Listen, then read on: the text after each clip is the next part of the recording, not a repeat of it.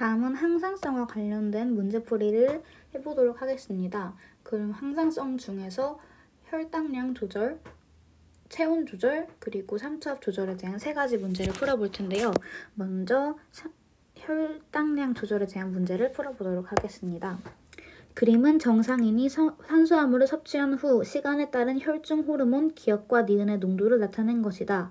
기억과 니은은 각각 글루카곤과 인슐린 중 하나이다.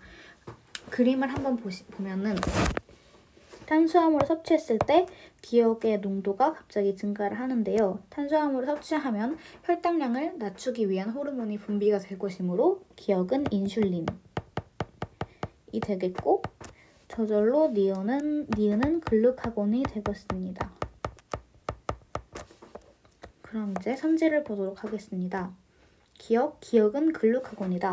기억은 인슐린이므로 기억은 틀린 선지이고, 니은 혈중 포도당 농도는 T1일 때가 T2일 때보다 높다.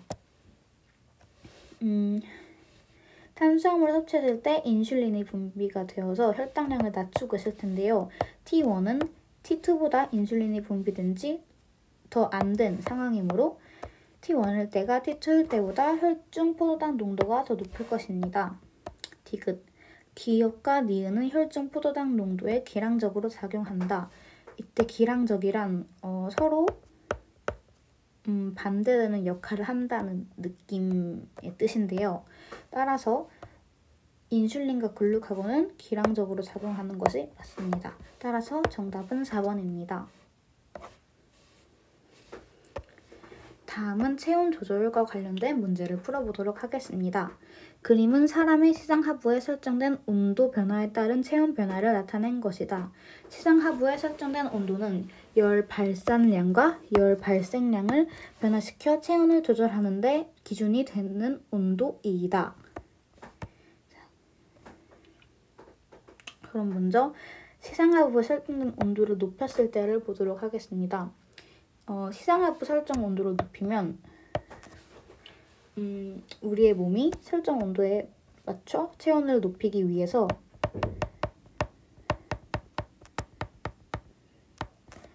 열 발산을 줄이고 열 발생을 늘려서 체온을 이렇게 높입니다. 또 그리고 시상하부 설정 온도를 낮췄을 때 우리의 몸은 설정 온도에 맞게 체온을 낮추기 위해서 열 발산을 늘리고 열 발생을 줄여서 체온을 낮춥니다. 그럼 선지를 한번 보도록 하겠습니다.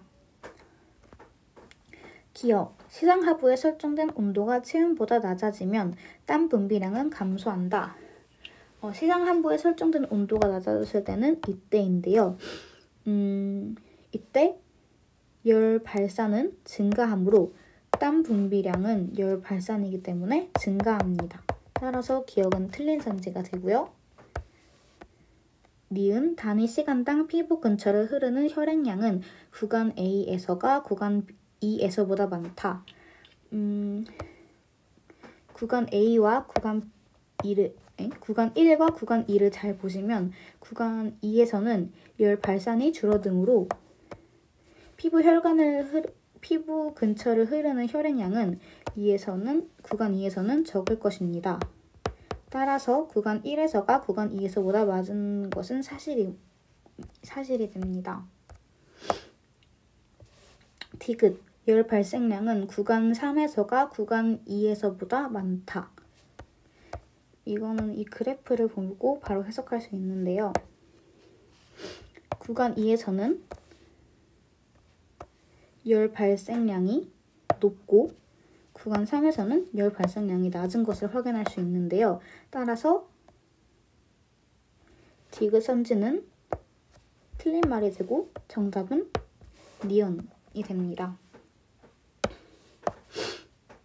마지막으로 삼투압에 관련된 문제를 풀어보도록 하겠습니다.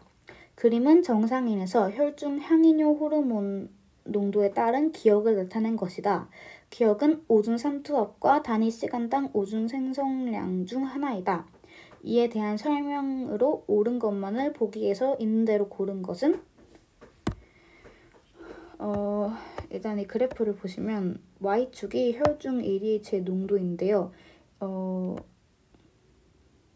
혈중 ADH가 높을수록 오줌 삼투압은 높아지는데요. 따라서 기억은 오줌 삼투압입니다.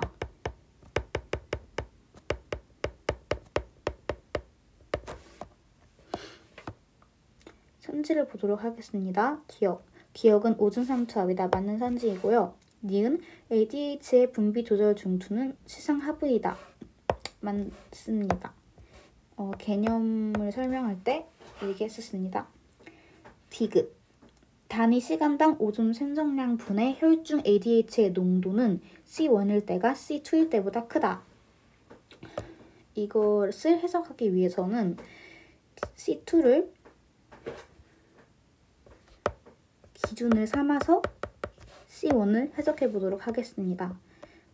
단위 시간당 오줌 생성량은 혈중 ADH 농도가 낮을수록 많으므로 C1일 때 단위 시간당 오줌 생성량은 C2에 비해서 많고 혈중 ADH의 농도는 그래프를 보면 알 수 있듯이 C1일 때가 C2에 비해서 낮습니다. 따라서 단위 시간당 오줌 생성량 분의 혈중 ADH의 농도는 C1일 때가 C2일 때보다 작다는 것을 확인할 수 있습니다. 따라서 정답은 기억 니은입니다.